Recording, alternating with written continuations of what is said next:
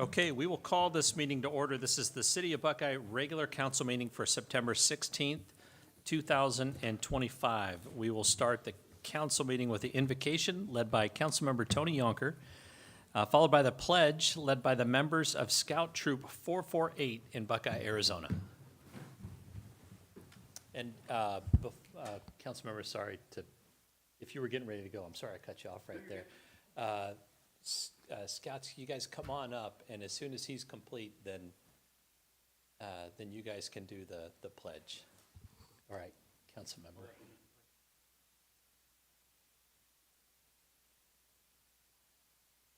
Please bow your head with me.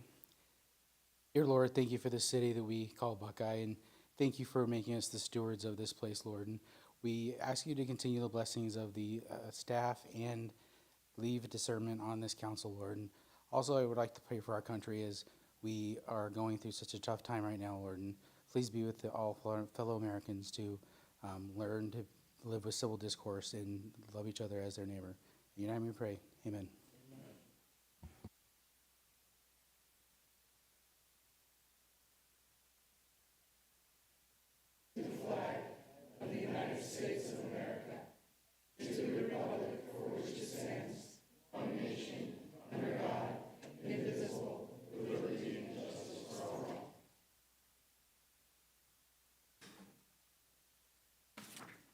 Great job. Thank you very much.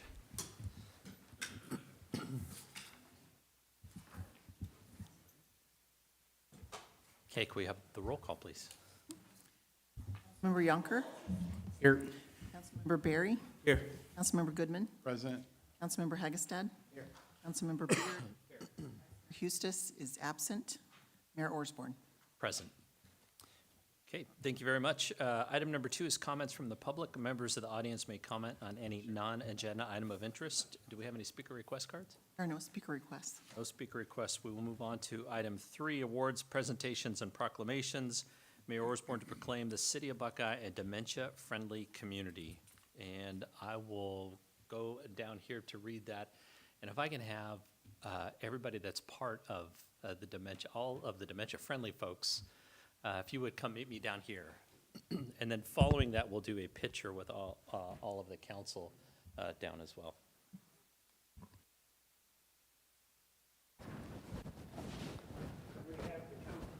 Yes, as soon as we're done, then we don't want them out of their cage right here. Yes. Yes. Hello, hello.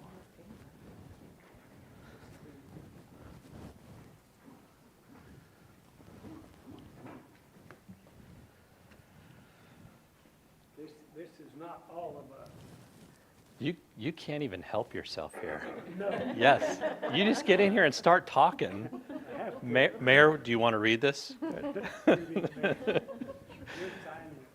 I signed it, yes.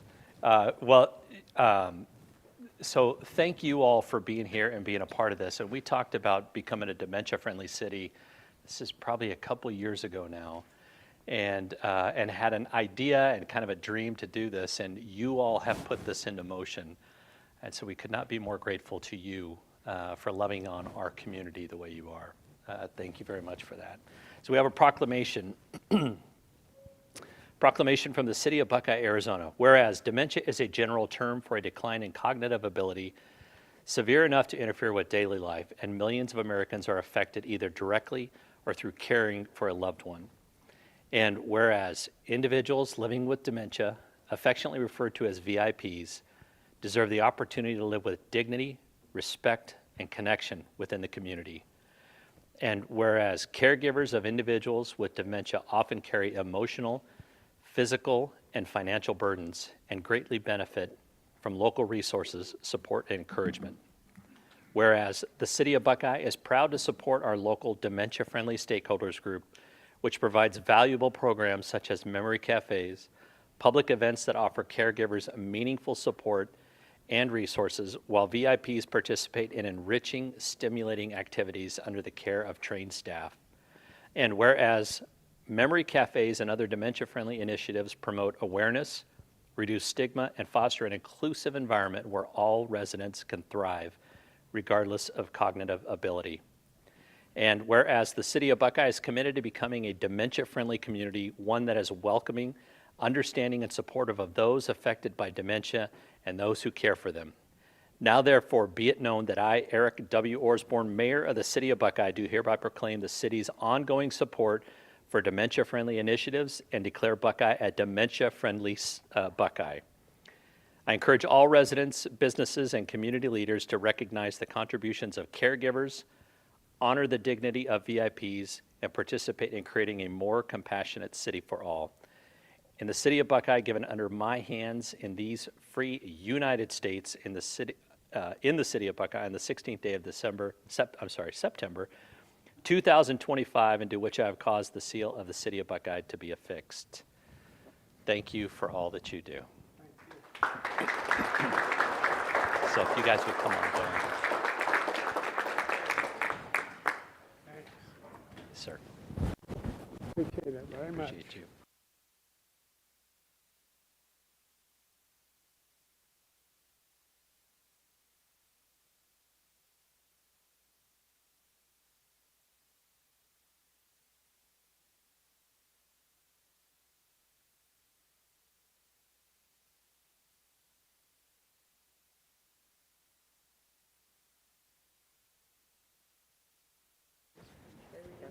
All right, all right. Going this way.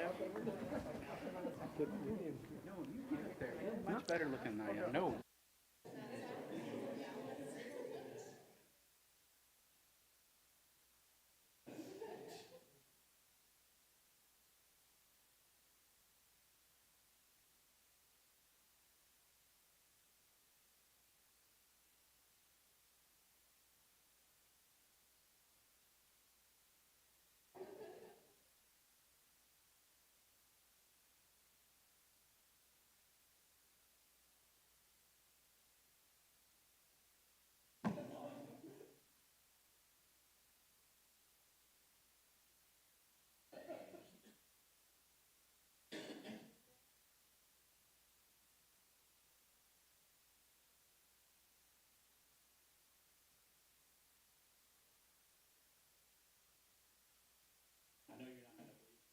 Meg would like to say something. Meg, if you would come over here, there's a microphone right here that'll pick it up so that the people that are listening online can hear. What's wrong with just speaking out loud?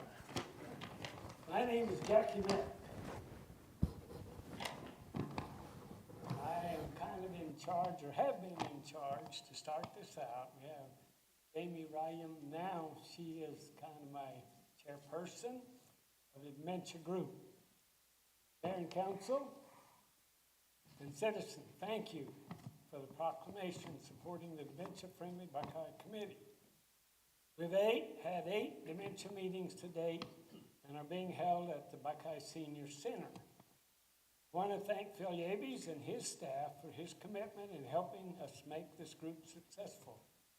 Also, Janine Van Leeuwen, Robert Garza, and Jason Seifert. We started with approximately 5 to 10 persons and are now up to 45, and we've had 8 meetings through August. We meet each Tuesday as a committee on the first Tuesday of each month, and a caregiver cafe group on the second meeting of each month, second Tuesday.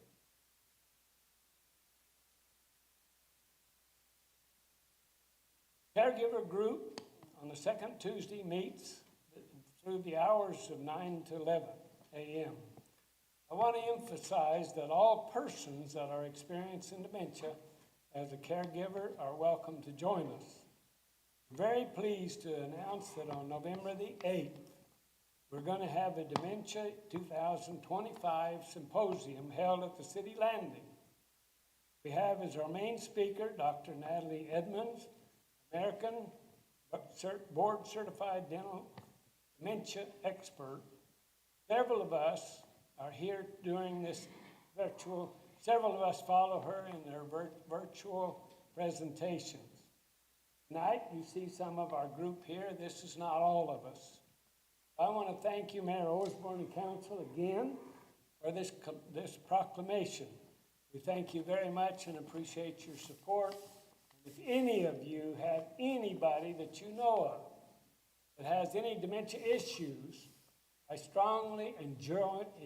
would strongly ask you to tell them so they know what we're going to be doing and what we're doing, and bring the families to us. And we can do whatever we can, but we don't know the next stage that dementia comes in. I've been surprised in my life. My wife has dementia. Every day now is a new day.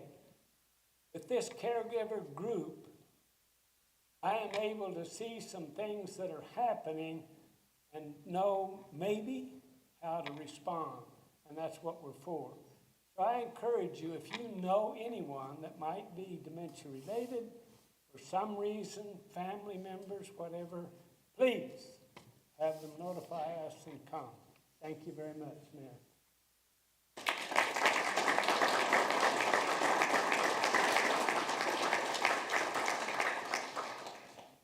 You have You guys.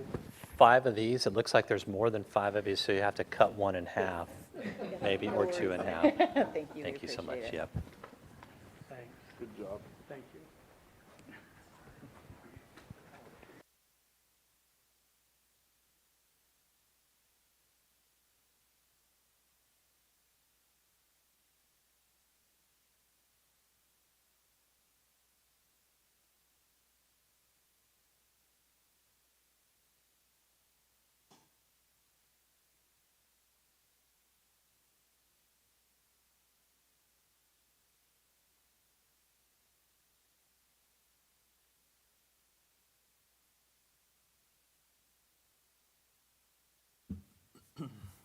Okay.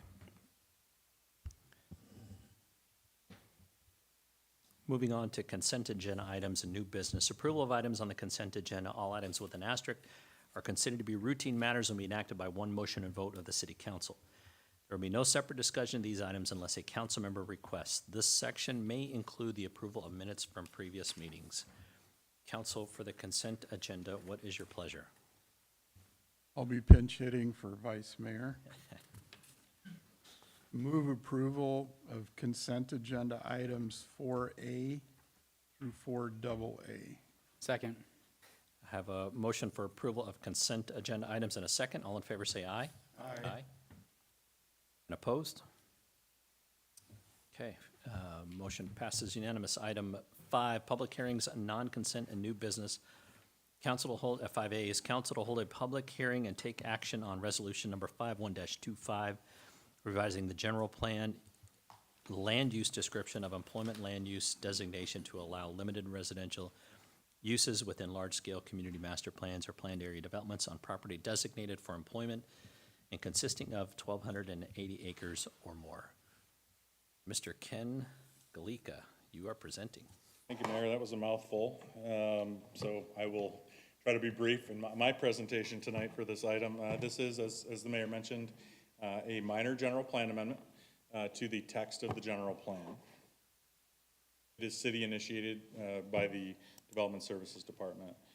The goal when we set out on this particular amendment was to establish a framework kind of much like what you're seeing in North Phoenix with TSMC for large employment-focused master plans to achieve a sustainable mix of uses. So we have these employment areas in the city that are really primarily intended to develop with industrial uses, but there are opportunities for residential uses for the employees as well as commercial opportunities. So when we set out, we wanted to basically open up the opportunity for those types of projects in the future and really kind of reinforce the goals that we have regarding housing and community vitality. This is a new mouse. Apologize. The slide on my computer looked different and the text didn't bleed down, but the specifics of this particular request, it is again a minor general plan amendment that would revise the definition in the general plan of only the employment land use designation. So again, that's the category that we use for employment focused industrial office related type of development. to allow for limited residential uses. Currently doesn't allow any residential uses within that category in properties that were basically a section of land or larger, a square mile, essentially 1,280 acres. This allowance of residential uses would only be allowed if there was criteria within their zoning document. So this does not give anybody the automatic right to do residential within any of these properties. They have to go through a zoning process where they would prove that, number one, residential was not the primary land use. The focus still needs to be on creating jobs. Number two, residential uses would never occur directly adjacent to heavy industrial uses. Residential adjacent to smaller, light industrial, enclosed types of uses typically can be well designed with buffering and screening, but a lot of uses, heavier industrial uses, really in no case would be appropriate next to that residential. And then lastly, ensure that the zoning document would include performance standards or design standards such as setbacks, buffering, landscaping requirements, design requirements, really intended to mitigate even the slight concerns you might have between light industrial and residential uses. One of the keys to this proposal would be that future approval of those zoning documents would remain entirely discretionary, at the council's discretion. So approval of this request tonight would simply allow council to consider residential uses in the future. If it meets these conditions, no way commits council to those future approvals. This also will, as I mentioned, would not impact the underlying zoning, so no property would automatically gain any sort of rights from this approval tonight. I'm not going to read through the entire definition, but I've kind of highlighted the key words, all of which I highlighted on the last slide. This was in your packets as well. Just to give you just a visual, if you're motivated by pictures or learned by pictures, some examples of employment master plans in other areas of the country, some of these actually in the valley, where you do have the residential uses occurring in proximity to industrial uses. You can see neighborhoods adjacent to bigger warehouse style buildings. We have some of that in the city already. Just kind of happened that way, but this would allow for consideration of additional areas like that. Bottom pictures here do show good opportunity. Also, one of the benefits of having these types of uses together is you can really have those buffer corridors also function as kind of trail open space corridors where it's not just physically separating, but provides a nice amenity.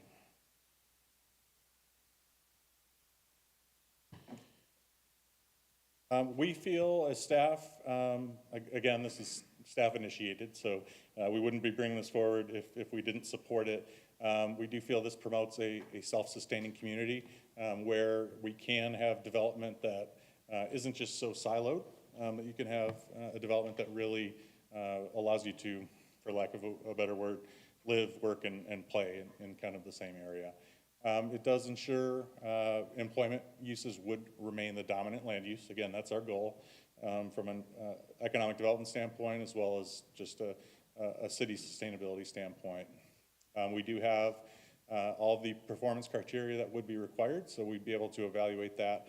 If there's too small of a buffer proposed in a future proposal, we'd have the ability to say we don't support that at that time. And again, council would have full discretion of future approvals. P&Z did hear this back in August 12th, and recommended approval unanimously. We've received no feedback to date. So with that, Mayor, Council, we do recommend approval of this minor general plan amendment to the employment land use definition. I am available for any questions. Okay, thank you, Mr. Galika. Let's do a public hearing first. We will open a public hearing for agenda item number 5. Do we have any speaker request cards for agenda item number 5? No speaker requests. A speaker request. Anybody wishing to speak on agenda item number 5? Seeing none, we will close the public hearing. And council, any questions on agenda item 5A? Yeah, Ken, what is bringing this up for this change? I mean, it just seems like an odd curveball to be initiated by staff without some reason behind it. I mean, is there, I know you said that there was nobody bringing it to us, but a minor general plan amendment initiated within the city is not common. Yeah, Mayor, Councilmember Yonker, I do think staff feels this is good practice in general, but the kind of root or the reason that we started this process is a master plan development that will be coming forward to the council in the next few months for a project called Grand View. That will have a mix of uses. So in discussions with them, we started to figure out what's the best way to plan this rather than changing the map to different colors. One of the ways we could do this, and we wanted to support this throughout the city, not just that one particular property.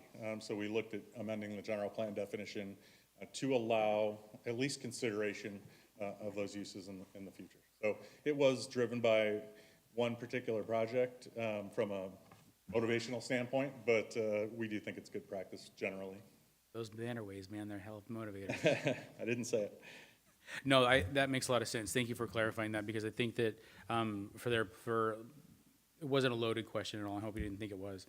I think that for the planning use, rather than putting the colors and tying them down because they don't know what that's gonna look like in the future, it makes a lot of sense. So I was just curious on how we landed there without somebody asking for it. So thank you. That's all I had. Yep, great question, Councilman Yonker. I think I agree with that. When you have an area that size and you lock everything into it, it has to be industrial and nothing else. The ownership or that development or the master plan loses some of that flexibility. And when you're talking, whether it's that at 2,400 acres or it's the Tartesso Spectrum, is that right? At 1,500 acres, which we're not talking specifically about that location, but there's many of these employment centers that are throughout the city that, while the intent is that it is entirely industrial, the reality is we don't know what's going to happen 6 months from now, actually, but 5 or 10 or 20 years from now, and what that might look like. I think one of the other things that kind of brought this from my perspective to light is two projects specifically. One is TSMC, and the idea of having workforce housing that is in very close proximity to the employment, to where it's essentially walkable, getting back and forth to work in the morning or in the evening. And then Axon is another, I think, really good example of this, where that employer owns a large piece of property and they're looking to have their workforce live in very close proximity, along with resorts, hotels, and other things in there. But it's just a different model that we're seeing now. So it's not people wanting to live a long ways away from where they work. It's folks that are wanting to live pretty close to where they work, and hopefully there's some recreation opportunities or very close proximity or retail or restaurants or things like that. So overall, 100% in favor of it, and I think there's some really good examples of why this is coming to fruition here, and not only what we're talking about in the city of Buckeye, but across the entire state and country. Yeah, Councilman So it helps Agastan. us maintain competitiveness with other cities that, when the TSMCs come, they have an option other than. Yeah, certainly does, Councilmember Hagestad. Not to say we don't have those options currently, it's just a different process. It would take changing colors on a map, and this allows us to be a little bit more nimble on our feet. Allows our economic development to showcase that. Okay, any other questions or comments from council? All right, council, item 5A, what is your pleasure? I move we approve item 5A. Second. I have a motion for approval of agenda item 5A and a second. All in favor, say aye. Aye. And opposed? 5A passes unanimous. Thank you very much. Thank you, Mr. Galika. All right, item number 6, comments from the mayor and council. Any comments tonight? Yes, Mr. Mayor. Had the privilege of attending the, chief, correct me if I'm wrong, the fire department charities pancake breakfast on Saturday in Verado. Very well attended, a lot of community support. Had a chance to chat with some of the folks that were there, and just very proud of both police and fire and all that they do for the community. So very nice event. Thank you, Councilman Goodman. Any other comments from council? All right, seeing none. Item number 7 is city manager's report and summary of current events. Mayor, Council, just one item for tonight. Following that public safety theme that Councilmember Goodman started, this coming Tuesday, we will have the ribbon cutting and grand opening ceremony for our new Police Department Communications Center. It will be at Tuesday, September 23rd at 10 a.m., and you are all, as well as the public, welcome to join us. And that is all I have. That's great. Thank you. How long do we call you shiny new city manager?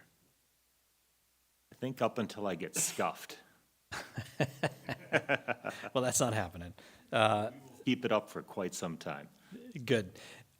Just a note about the communication center. That is phenomenal. And I think if we're opening that up to the public to go and see, that is a great, great opportunity to go see behind the scenes what our police department does and the